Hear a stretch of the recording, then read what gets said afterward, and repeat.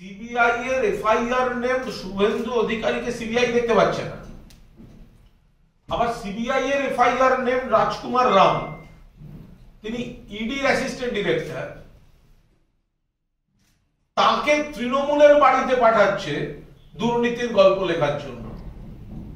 ফলে আমরা চাইছি সাধারণ মানুষ বিষয়টা দেখুন, এই যে চূড়ান্ত দ্বিচারিতা, এই যে মুখোশের আড়ালে অন্য মুখ খেলা করছে, দুর্নীতি কোথায়, এতজন তৃণমূলের বাড়িতে যাওয়া হচ্ছে, তার কটা তথ্য প্রমাণ দিয়ে প্রমাণ করতে পেরেছে কোর্টে? কোর্ট থেকে তো বিচারপতিরা বলেন তথ্য কই, প্রমাণ কই, কতদিন আটকে রাখবো?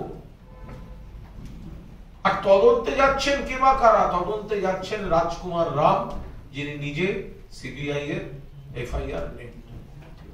ফলে আমরা স্ট্রংলি আমরা অপোজ করছি যে কেন্দ্র আগে জবাব দিক, ইডি আগে জবাব দিক যে সিবিআই এর এফআইআর নেমড একজন অফিসার কি করে তারপরেও তদন্তের কাজে যুক্ত থাকতে পারেন, কিভাবে যুক্ত থাকতে পারেন, এটা তো ইডি কে ক্লারিফাই করতে হবে।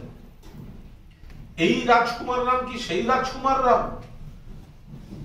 যার নামে সিবিআই এফআইআর করেছে? যদি করে থাকে তাহলে সেই ব্যক্তি কি করে তদন্তের কাজ করছেন, কিভাবে করছেন?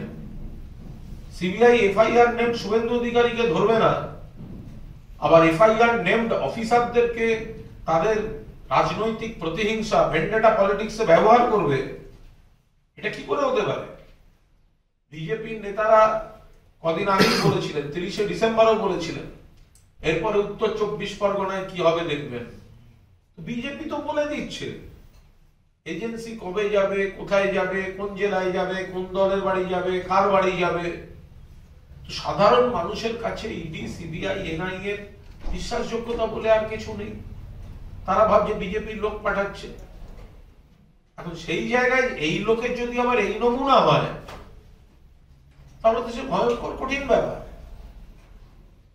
ফলে আমরা পরিষ্কার বলছি, ইনি সুস্থ হয়ে উঠুন, দ্রুত সুস্থ হয়ে উঠুন, যথাযথ চিকিৎসা হোক, কিন্তু এই ব্যক্তি যিনি দুর্নীতিতে অভিযুক্ত এবং সিবিআই এর এফআইআর নেমড, তাকে কি করে তদন্তের কাজে এখনো ব্যবহার করা হচ্ছে সেটা ইডি কে ক্লারিফাই করতে হবে, ইডি কে এর ব্যাখ্যা মানুষের কাছে দিতে হবে।